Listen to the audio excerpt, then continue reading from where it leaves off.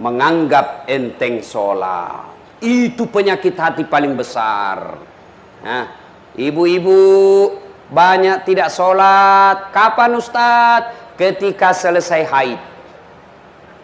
Dapat bonus 5 hari, dia tambah 2. Dia bilang suaminya, biasanya kok cuma 5 hari, kok belum sholat, ini sudah 7 hari. Apa kata istrinya? Belum bersih bang, masih ada sedikit-sedikit.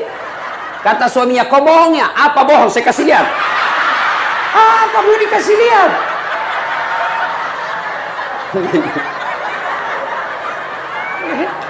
Membayangkan diri sendiri. Iya toh? Bu, ada lagi yang bilang begini, Ustadz, katanya kalau selesai haid, subuh mulai sholat. Subuh kesiangan, pulang lagi besok. Tidak, kalau duhur bersih, duhur mulai sholat. Kalau asar bersih, asar mulai sholat. Ternyata bersih di jam 8 malam, maka ibu sudah wajib sholat isya. Bersih jam 10, ibu wajib sholat isya. Kalau malam. Kapan lagi perempuan banyak tidak sholat? Ketika ada pengantin.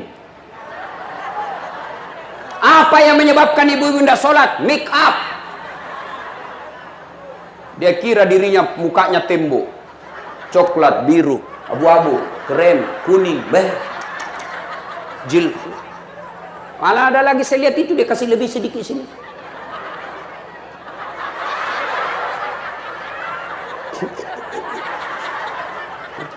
Banyak sekarang perempuan palsu.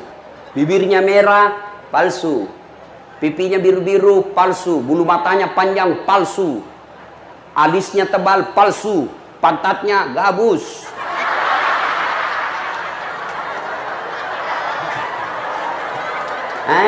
Katanya majelis taklim. Kok majelis taklim begitu? Ayo. Katanya majelis taklim sudah 4 tahun. Kok begitu? Yuk. Apalagi yang membuat ibu-ibu banyak tidak sholat selain make up? Ustadz, bagaimana kalau soal make up? Boleh. Gimana caranya? Wudhu dulu. Ibu wudhu dulu, baru make up. Sudah itu tahan kentut. Biar ibu sudah make up, sudah wudhu, make up, kentut batal. Cuma sedikit keluar Ustadz, batal. Nggak habis, batal. Bagaimana bersentuhan perempuan? Berbeda pendapat ulama. Syafi'i, batal. Imam Ahmad, selama ibu tidak nafsu, tidak batal. Maka saya kalau mahasiswa saya di UNHAS yang cewek, saya cuma begini. Ya dek, kenapa? Dia masih muda, saya juga masih muda. Dia cantik, saya gagah. Mau gue dong, saya pegang mic. Nah, apalagi yang membuat perempuan banyak tidak sholat? Jilbab. Jilbab sakaratil maut. Dia kasih tali. Saya ini bu keliling-keliling ceramah. Malaysia itu ibu-ibu ceramahnya, jilbabnya kain segitiga, pasang, kasih jepit 1 peniti, selesai. Begitu juga di Brunei. Tapi begitu kita masuk di Indonesia, tegang saya lihat cara pakainya. Ada talinya 2 meter, dia ripit. Baru dia ikat. Dia ikat di lehernya, dia kasih kembang. Mulai lehernya tidak bisa gerak. 3 lapis kainnya, ada kuning, jingga, abu-abu. Dia kasih mirin lagi sedikit. Mirin-mirin juga barangkali otaknya. Iya toh? Sudah 14 pentulnya, kayak pohon-pohon di belakang. Pakai pula rohnya sempit, panjang tapi sempit. Sudah diikat lehernya. Suaminya, buru-buru bu, kita ketinggalan pengantin. Tunggu dulu pak. Beleng-beleng. Tahu beleng-beleng? Tahu beleng-beleng? Dongo. Tahu dongo? Beleng-beleng. Tahu beleng-beleng? Dulu. Saya bilang hidup beleng-beleng. Sudah jalan. Coba kalau leher. Pak, cepat. Maka ibu majelis taklim, jangan sampai gara-gara jilbab ibu ndak sholat. Coba lihat ibu-ibu, sudah orang kaya, istri pejabat, cantik. Kalau dia berpakaian ala kadarnya, itu menjadi teladan orang. Wih, kau tahu ndak istri wali kota itu? Cantiknya, banyak duitnya, tapi pakaiannya sederhana betul. Ini yang antara kaya dan miskin ini yang banyak gaya. Kaya tidak, miskin tidak. Jelas? Bu? Kapan lagi nih? Orang banyak ndak sholat. Kapan? Nih, bapak-bapak kalau di kantor. Tiba waktu sholat, hayya 'alas shalah. Tunggu, lagi meeting. Dah. Bu, mau sehat dunia akhirat? Mau selamat dunia akhirat? Mau sukses selamat dunia akhirat? Perbaiki sholat. Itu aja rumusnya. Nggak usah cari muka. Ini nih, kepala-kepala dinas SKPD. Bapak mau punya jabatan yang baik, nggak usah cari muka sama wali kota. Bapak sudah dikasih muka.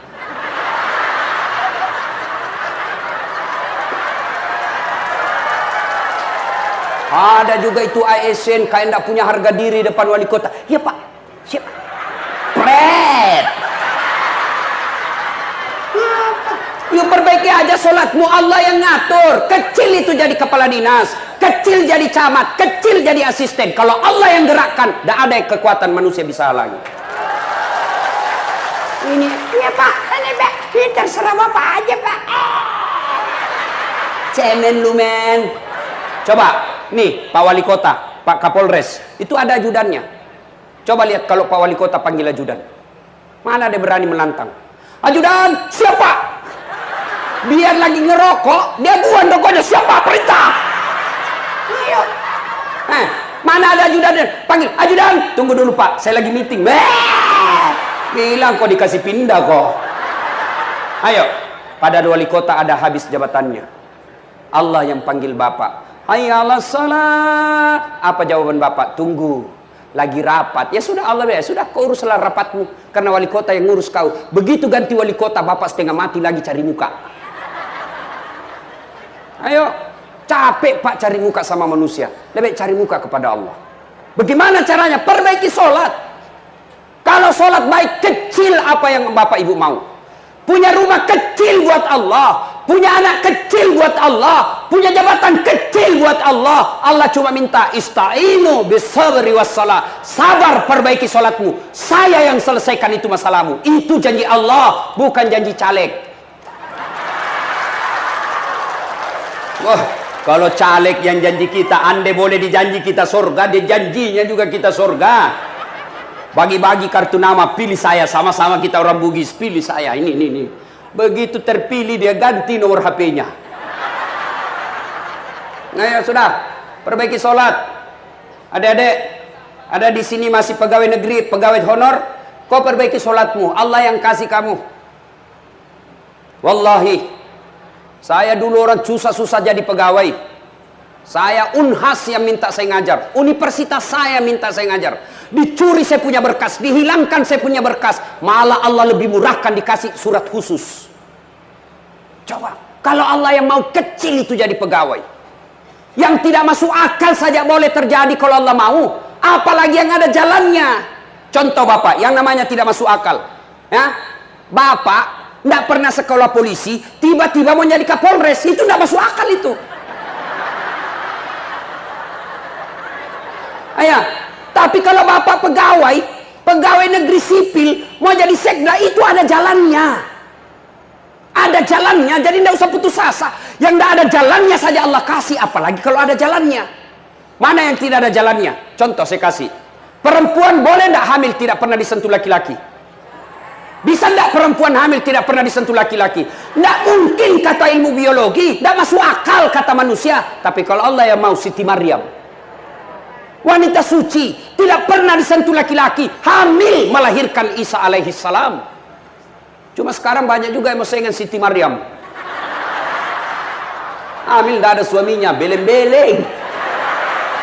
Itu asli beleng-beleng itu. Ayo. Jadi, saudara mau baik hidup ini, perbaiki sholat. Contoh lagi. Ustaz, saya sudah 30 tahun jadi pegawai. Kok tidak bisa hidup saya baik-baik? Tidak bisa lepas dari kredit rumah. Setengah mati saya ini Ustaz. Perbaiki sholatmu bos. Kalau sholat baik aman. Ya, sholat baik aman. Saya sudah sholat Ustaz. Betul kok sholat tapi tidak ikhlas. Hayya 'alas shalah. Asar lagi. Barusan duhur, kok tidak ikhlas. Saya sudah sholat Ustaz, betul, tapi tidak senang, tidak semangat ketemu Allah. Ada orang sholat Pak, tidak semangat ketemu Allah. Allahu Akbar. Bismillahirrahmanirrahim. Alhamdulillahi Rabbil Alamin. Maliki yaumiddin. Iya. Ada kan Bapak bayangkan diri sendiri. Lagi sholat kayak ditiup angin. Allahu Akbar.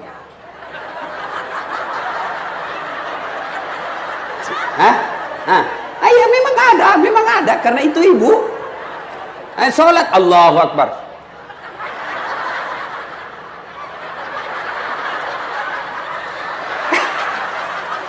Iya toh.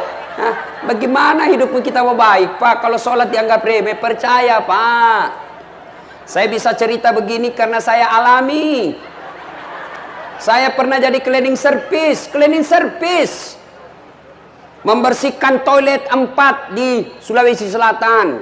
Travel paling terkenal waktu itu di Indonesia. Saya bilang tidak usah gaji saya, cukup kalau ada undian umroh kasih masuk namaku. Mudah-mudahan saya bisa umroh gratis. Sampai tutup itu kantor, tidak dapat. Ayo. Tapi alhamdulillah saya perbaiki sholat. Sekarang saya punya travel, kapan saja saya mau umroh. Ayo. Saya pernah dihina teman saya waktu sekolah. Ada saat tidak malu-malu kok pakai cakar. Cakar itu baju rombengan, baju bekas. 10.004 masih bisa ditawar. Saya tidak malu dihina kakak senior saya di kampus. Alhamdulillah saya perbaiki sholat. Sekarang yang pernah hina saya tahun Ramadan lalu yang baru-baru saya kasih lagi zakat. Sudah tahun ke-8. Kecil. Dulu saya jalan kaki pergi sekolah berkilo-kilometer. Alhamdulillah sekarang sudah kendaraan. Tidak takabur, tidak bermaksud sombong. Di Sulawesi terbatas orang yang punya seperti kendaraan saya. Dengan izin Allah. Apa gunanya Allah kasih kita? Allah yang punya dunia kecil buat Allah. Allah cuma minta perbaiki sholat. Mau ketemu wali kota susah. Kenapa susah? Bukan sombong, memang protokolernya ngantri kalian. Jadi tim sukses. Datang mau ketemu wali kota, apa kata ajudan? Apa keperluannya Pak? Kata ajudan, saya tidak bisa jelaskan ke Pak Wali. Bapak bikin proposal datang minggu depan. Datanglah membawa proposal. Kata ajudan, baik Pak. Nanti saya kasih Pak Wali Kota, staf asisten, dipelajari. Bapak datang minggu depan. Datang lagi minggu depan. Apa kata yang Bapak Wali Kota? Baru saya mau rapatkan dulu. Dipelajari. Sudah, Bapak datang bulan depan. Datanglah bulan depan. Nunggu dari jam 8, diterima jam 9 malam. Kenapa? Banyak ngantri tamu.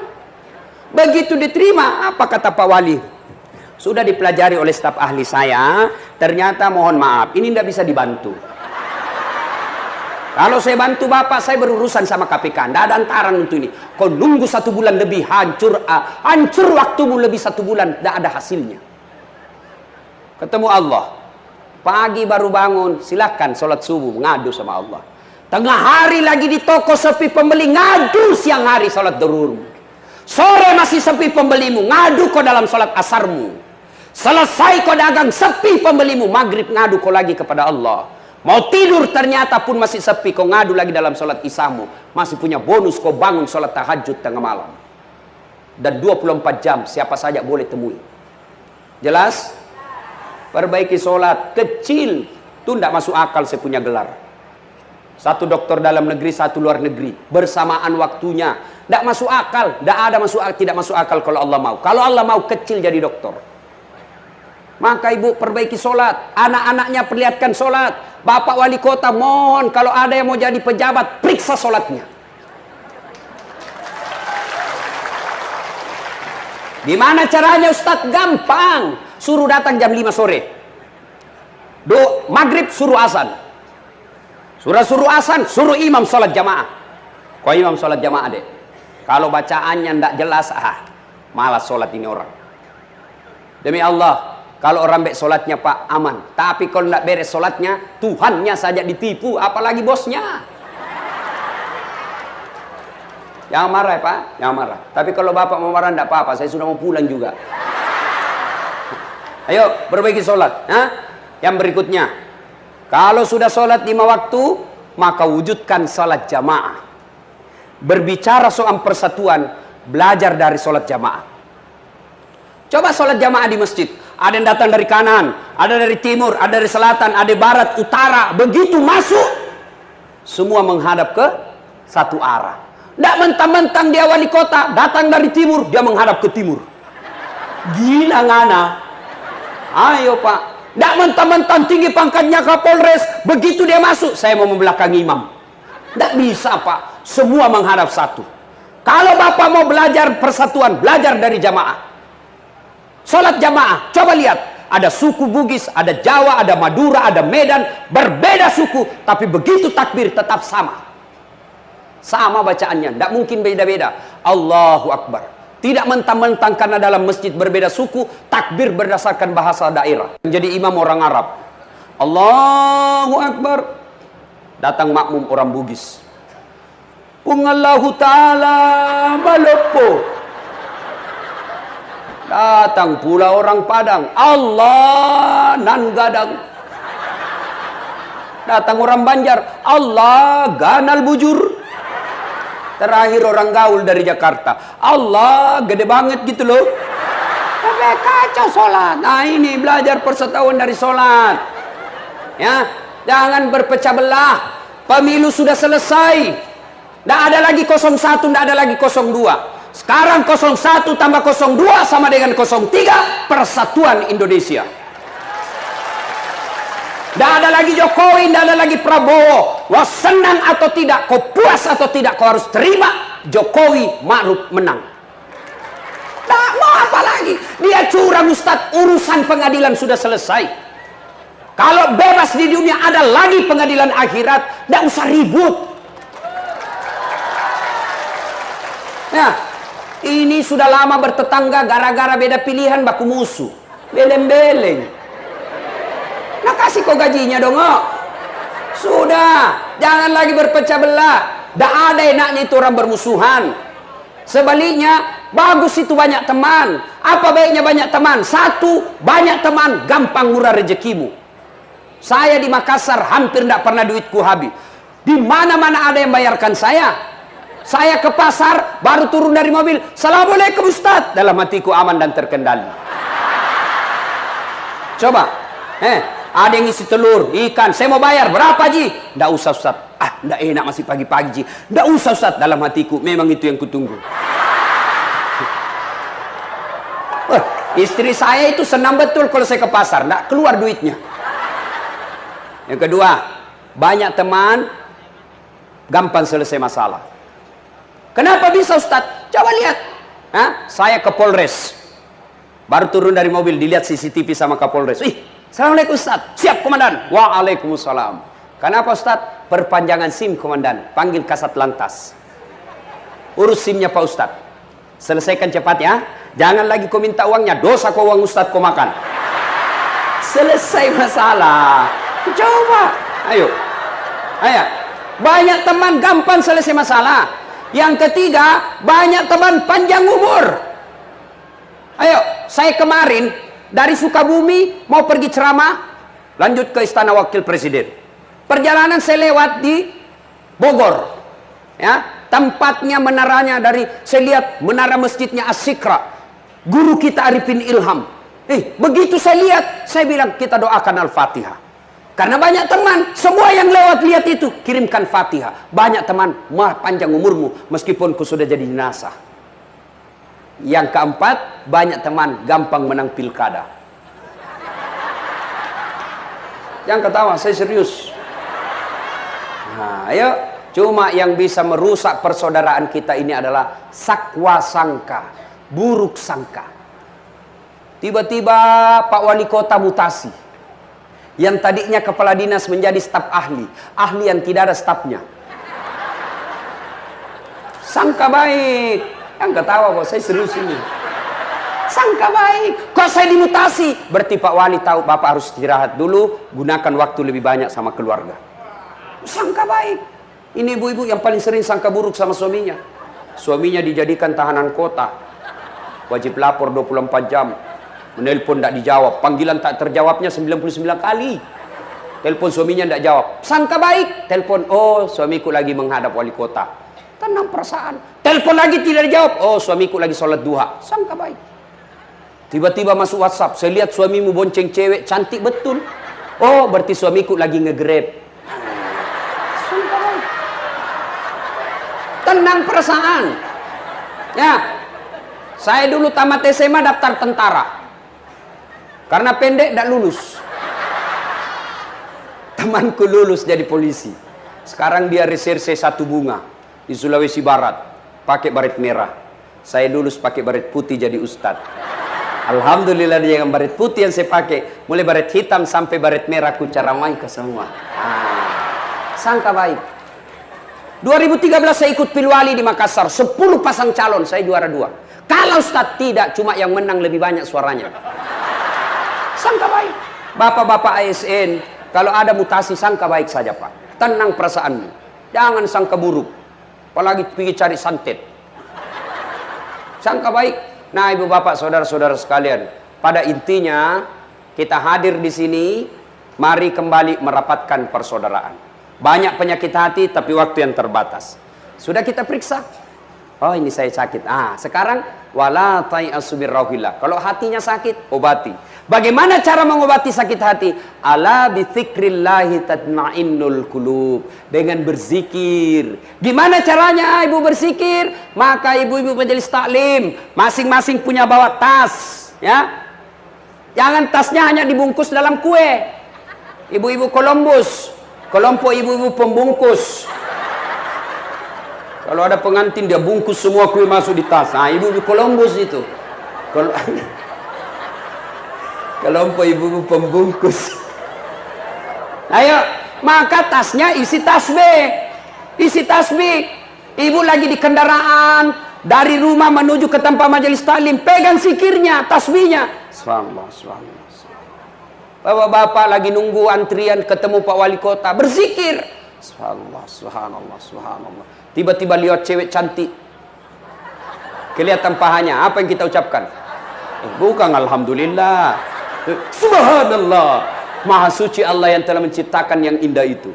Ternyata masih dilihat, ucapkan astagfirullah, palingkan pandangan. Astagfirullah, astagfirullah, astagfirullah.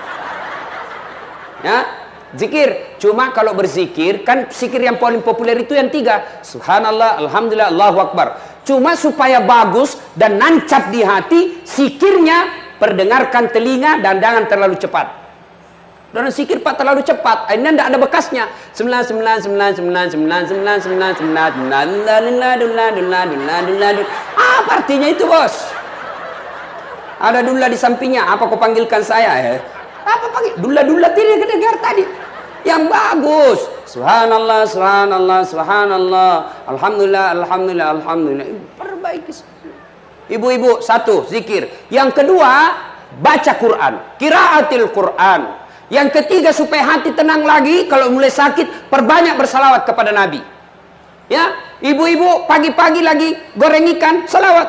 Salatullah, salamullah. Dia dengar suaminya, dia sambung. Lagu suaminya lagi lap kaca. Ala toha rasulillah. Dia dengar anaknya lagi kerja PR. Salatullah, salamullah. Ala Yasin Habibillah. Lewat Pak Camat, didengar Pak Camat teriak, semua salatullah salamullah ala toha rasulillah. Salatullah salamullah ala Yasin Habibillah. Terakhir, dalam Al-Quran Allah bertanya, ya, apa man kana mu'minan kaman kana fasikan? Sama ndak orang yang beriman dengan fasik? Beriman dengan pura-pura beriman. Fasik itu pura-pura beriman. Kata Allah, la yasta'un. Tidak sama. Apa perbedaannya? Menurut Quran, innamal mu'minuna alladzina isa sukirallah wajilat qulubuhum. Orang yang baik imannya, kalau dia dengar ceramah, dia dengar dakwah, dengar pengajian, maka dia berkata, makin bertambah imannya. Itu sudah bagus. Pulang ceramah, bener itu dia bilang, Ustadz, saya tadi yang kena kontraktor itu. Bener itu Ustadz, yang tukang gosip saya kena, maka besok saya tidak ulang. Bagus imannya. Tapi kalau sebaliknya, dinasehati tidak mempan, maka yang disindir dalam ayat berikutnya, wa sawa'un alaihim a'anzartahum am lam tunsirhum. Kau sampaikan ayat Allah, kau nasihati atau tidak, kau ceramai atau tidak, la yu'minun, sama saja mereka tidak akan beriman. Bahkan ayat berikutnya Allah jelaskan, mereka lebih hina dari binatang. Tahu binatang, Ibu? Tahu binatang? Ibu saya di kampung sampai detik ini masih jual beli kambing. Itu kalau ada kambing beliau yang nakal, suka seruduk temannya, dia panggil penjaga kambing, kau jual itu kambing. Nakal itu, dia ganggu temannya. Sampai di pasar, Bu Haji, tidak ada yang beli, bawa pulang, potong kita makan sama-sama. Kambing nakal, jual, tidak laku, potong kita makan. Tapi kalau ada ibu di sini, tukang gosip, tidak sholat, tukang tipu, ini apa? Potong. Siapa yang mau makan? Ayo, jual.